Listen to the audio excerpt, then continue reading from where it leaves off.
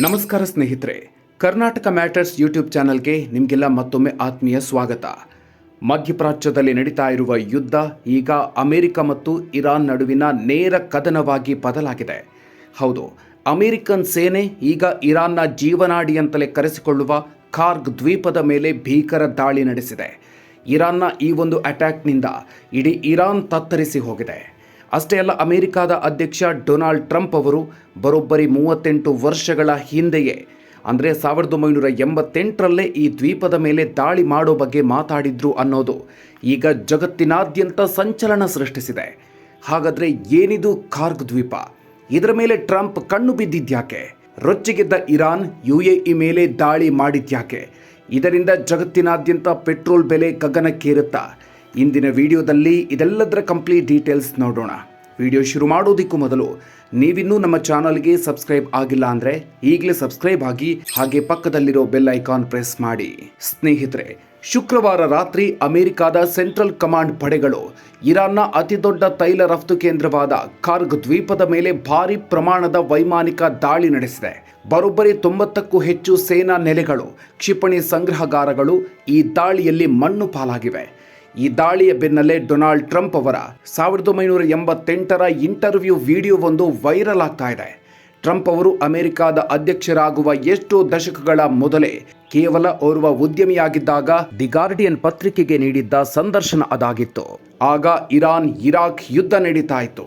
ಈ ಸಂದರ್ಶನದಲ್ಲಿ ಮಾತನಾಡಿದ್ದ ಟ್ರಂಪ್, ಇರಾನ್ ನಮ್ಮನ್ನು ಮಾನಸಿಕವಾಗಿ ಕುಗ್ಗಿಸ್ತಾ ಇದೆ, ನಮ್ಮನ್ನ ಮೂರ್ಖರನ್ನಾಗಿ ಮಾಡ್ತಿದೆ.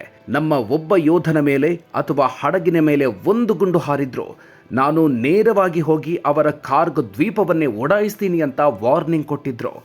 ಅಂದು ಹೇಳಿದ ಮಾತನ್ನೇ ಟ್ರಂಪ್ ಇಂದು ಅಧಿಕಾರಕ್ಕೆ ಬಂದ ಮೇಲೆ ಮಾಡಿ ತೋರಿಸಿದ್ದಾರೆ. ಏನಿದು ಕಾರ್ಗ್ ದ್ವೀಪ? ಇರಾನ್ಗೆ ಇದು ಎಷ್ಟು ಮುಖ್ಯ?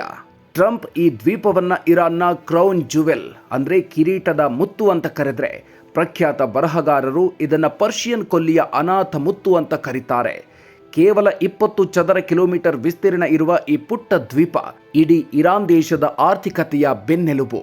ಯಾಕಂದ್ರೆ ಇರಾನ್ನ ಒಟ್ಟು ತೈಲ ರಫ್ತಿನಲ್ಲಿ ಬರೋಬ್ಬರಿ 90% ವ್ಯವಹಾರ ನಡೆಯುವುದೇ ಈ ದ್ವೀಪದಿಂದ.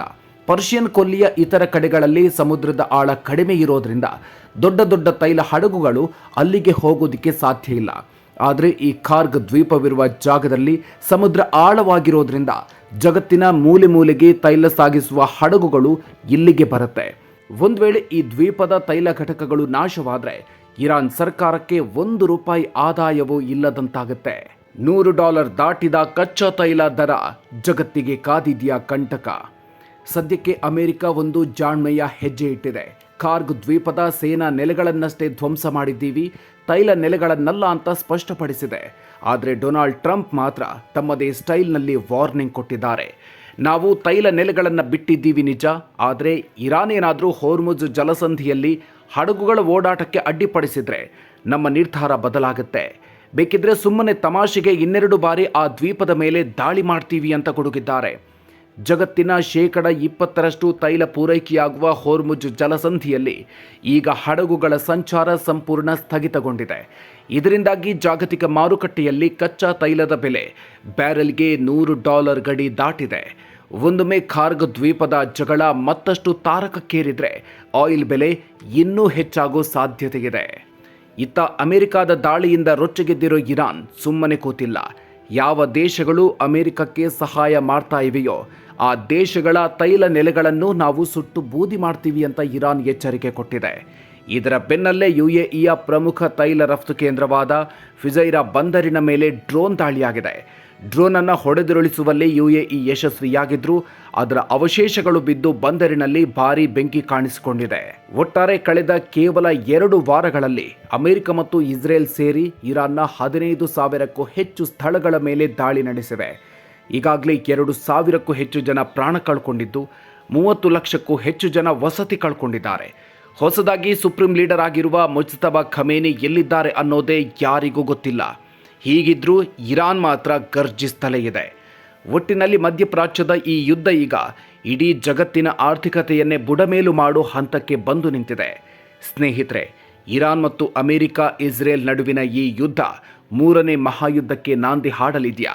ಇದರಿಂದ ಮುಂಬರುವ ದಿನಗಳಲ್ಲಿ ಭಾರತದಲ್ಲಿ ಪೆಟ್ರೋಲ್ ಡೀಸೆಲ್ ಬೆಲೆ ಭಾರಿ ಏರಿಕೆ ಆಗತ್ತಾ?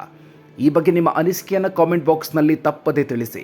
ಈ ವಿಡಿಯೋದಲ್ಲಿನ ಮಾಹಿತಿ ನಿಮಗೆ ಇಷ್ಟ ಆಗಿದ್ದರೆ ದಯವಿಟ್ಟು ಲೈಕ್ ಮಾಡಿ, ನಿಮ್ಮ ಸ್ನೇಹಿತರ ಜೊತೆಗೆ ಶೇರ್ ಮಾಡಿ.